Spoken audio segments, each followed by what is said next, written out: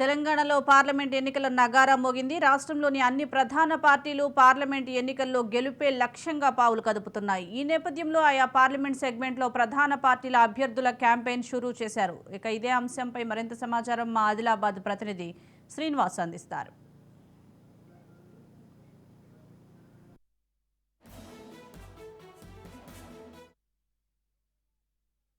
ఎన్నికల సంఘం ఎట్టకేలకు షెడ్యూల్ విడుదల చేసింది.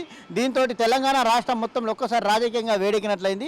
అయితే ఆదిలాబాద్ నియోజకవర్గం ఎస్టీ రిజర్వ్ కాబట్టి ఇక్కడ లంబాడి గోండు మధ్యాహ్నం ఎక్కువగా పోటీ ఉంటుందని తెలుస్తుంది. అయితే ఈ పార్టీకే ఇక్కడ ప్రధానంగా 3 పార్టీలు పోటీ పడతాయి: బీజేపీ, బీఎస్పీ, కాంగ్రెస్.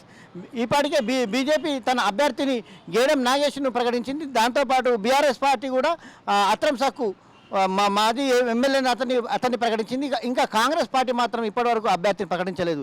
ఈ ఇద్దరు గోండు సామాజిక వర్గాన్ని ఇచ్చింది కాబట్టి కాంగ్రెస్ పార్టీ లంబాడికి ఇద్దామా లేక గెలుపు గుర్రాలను పెట్టాల ఉద్దేశం కొద్ది గత 2 నెలల నుంచి వాళ్ళు ప్రయత్నం చేస్తున్నారు. అందులో భాగంగానే సీతక్కను ఇక్కడ మంత్రి ఆదిలాబాద్ ఇన్ఛార్జిగా ఇచ్చి 2 నెలల వస్తుంది. కాంగ్రెస్ పార్టీ యొక్క సన్నాహక సమావేశాలు ఏర్పాటు చేస్తూ కాంగ్రెస్ని బలోపేతం చేసి ఎట్టకేలకు ఈ బీజేపీ ఆదిలాబాద్ సిట్టింగ్ ఉన్న స్థానాన్ని కాంగ్రెస్ కైవసం చేసుకోవాలి చేసి పట్టుదలతోటి ఉంది. కాబట్టి ఇక్కడ సీఎం రేవంత్ రెడ్డి కూడా గతంలో అన్నాడు, ఈ ఆదిలాబాద్ జిల్లాను నేను దత్తత తీసుకుంటానని చెప్పేసి తీసుకుని డెవలప్మెంట్ చేసి ఆదివాసులను, లంబాడిని, గోండులను, గిరిజనులు అందరినీ డెవలప్ చేస్తానని చెప్పేసి మాట ఇవ్వడంతో కాంగ్రెస్ పార్టీ గెలిచే దానికోసం గెలుపు గురాల కోసం చూస్తున్నాం. అయితే ఈ 2 పార్టీలు బీజేపీ 2 పార్టీలు గోండు సమాజానికి ఇచ్చి లంబాడి సామాజికమైన బోత్ నియోజకవర్గం నుంచి పోటీ చేసిన ఆడే గజేందర్ ఉన్నాడు. ఆడే గజేందర్కి ఇచ్చి మనం గెలాలని ఉద్దేశం కొద్ది లంబాడిక సామాజిక వర్గాన్ని ఓటు బ్యాంకు చేసుకొని అట్లనే ముస్లిమ్స్, క్రైస్తవులు కాంగ్రెస్ పరిపాలన ఉన్నది కాబట్టి రాష్ట్రంలో ఉన్నది కాబట్టి దాన్ని కైవసం చేసుకోవాలని చెప్పేసి ఇక్కడ కాంగ్రెస్ పార్టీ భారీ ఎత్తున సన్నాహాలు చేస్తున్నట్లు ఆడే గంజర్కి ఇస్తానని చెప్పేసి అంటుంది.